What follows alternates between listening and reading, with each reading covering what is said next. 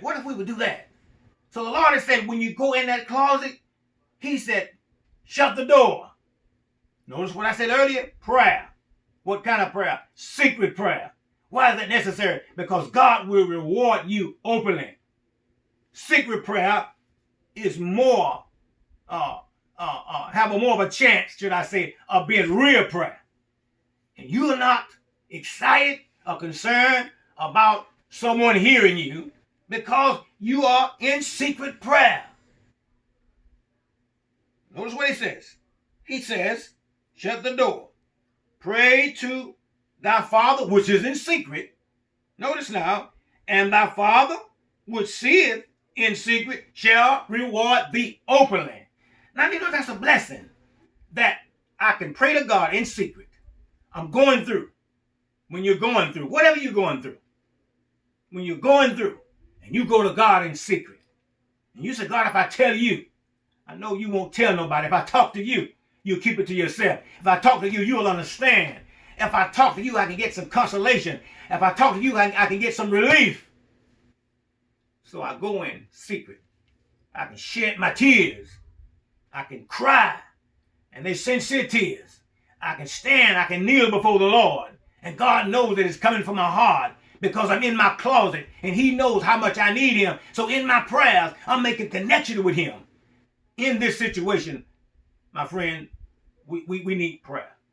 In this situation right now, as this churches, my church and other churches have closed for right now. But you know what? Our hearts are not closed. The love of God has not gone away. And I must say, there's a song that says, take the Lord with you everywhere you go. So I may not be able, you may not be able, may not be able right now to go into that physical building, but guess what? It's in my heart. It's in my heart. We may not be able to get in that physical building right now, but it's in my heart. You may not be able to go to your physical building right now, but it's in your heart. As long as it's in your heart, you're going to be all right. Now notice what the Lord says. Notice here now. He says, he shall reward you openly.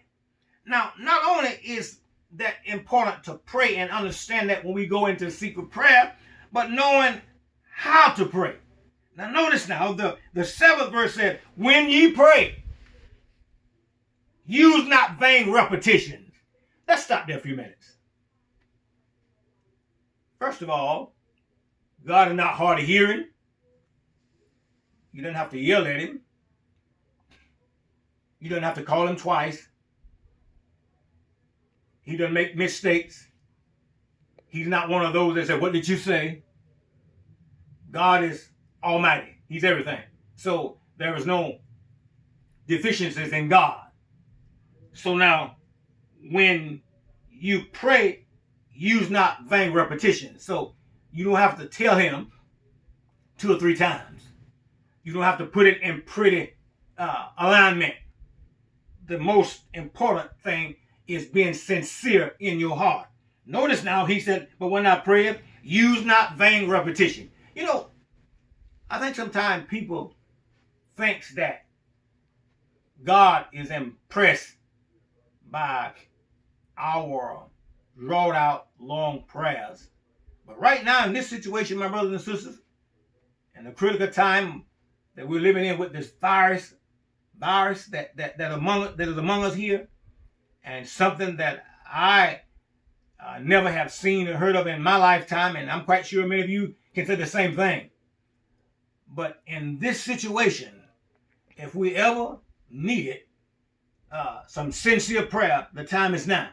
And I want to say to you also too, is that this is a good time. You know, I just said earlier that many of us, if not most of us, can't go to our churches right now, our physical buildings, due to the virus.